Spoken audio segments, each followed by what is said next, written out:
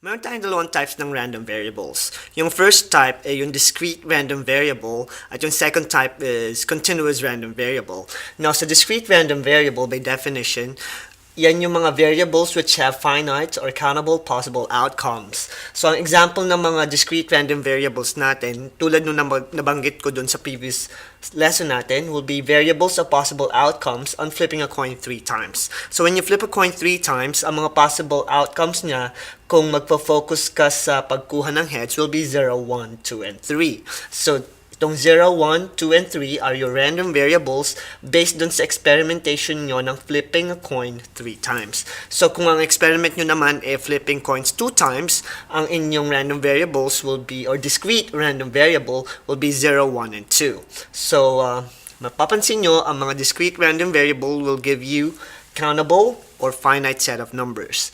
Now, ang difference naman ito sa continuous random variable, by definition, yung mga continuous random variables will be variables which are usually in forms of decimals or proportions. So, ang mga values na binibigay sa inyo ng mga continuous random variable will most likely be in decimal form. An example of this type of random variable will be variables of, let's say, 4 runners for the 100-meter sprint.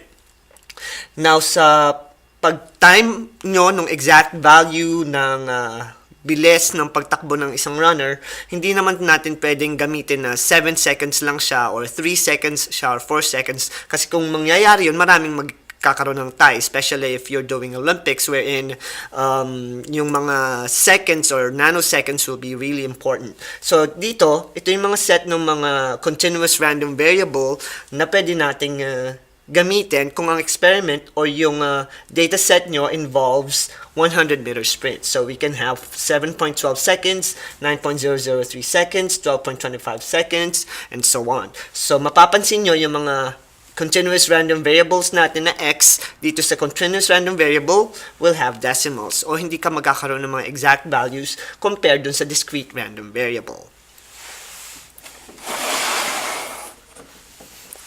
Now, ito naman yung isa sa mga types ng problem na pwede nyong gamitan ng continuous random variable. And usually, totoo siya sa normal distribution because by definition, normal distribution daw, it is a type of continuous probability distribution dito sa statistics. Now, dito sa example natin, let's read the problem. Scores on the SAT verbal test in recent years follow approximately normal distribution of 505 points for the mean and 110 for its standard deviation.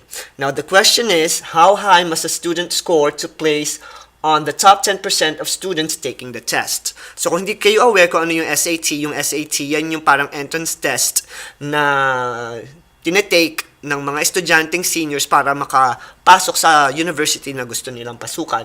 At dito daw sa problem na to, yung average nung mga scores doon sa mga nag-take ng SAT in recent years will be 505 with a standard deviation of 110. Now, ito yung graphical display nyo ng normal distribution nyo with a mean of 505 and a standard deviation of 101. So, yung gitna will be your mean, which is 505. And from here, yung diagram na to, gagamitin natin to sa pagsagot ng question kung saan kailangan natin hanapin yung actual score na kailangan mong makuha kung gusto mong maging top 10% noong mga nag-take ng test na ito. So, by graphical display, ito yung top 10% na hinahanap natin. Pero hindi yung top 10% o yung percentage ng mga estudyante na kumuha ng SAT ang kailangan nating kunin, kundi yung actual score or X kung saan mapapabilang ka dun sa top 10%. So, ito yung formula. So, ang formula nito, kung meron tayong normal distribution given the mean and standard deviation, you always use the z-score formula. At ang z-score formula is given by z equals x minus mu all over sigma. Now, dito sa subscript, nilagay ko is 0.90 because yung area na to, under the curve, using the z distribution, it's always to the right, kaya 90% or 0.90 yung ginamit ko. Kasi pag ang ginamit ko sa z-score is 0.10, ito yung value na makukuha ko, which is not what I'm looking for. So, z.90 using the table of values will give you 1.28. X, yung hinahanap natin, kaya X pa rin siya. Yung mu nyo is 505, and yung sigma mo is 110. Now, solving for X using algebra, Get rid of 110 by multiplying 110 both sides. You'll get 140.8 equals x minus 505. And get rid of 505 by adding 505 on both sides. So therefore, yung x nyo is equal to 645.8. Now, using the z-score, napakita natin kung paano i-apply yung continuous probability distribution using this particular problem. So, to be on the top 10% of students who take the SAT, yung student needs to score at least 645.8 points or 646 points para maging or mapabilang dun sa top 10%.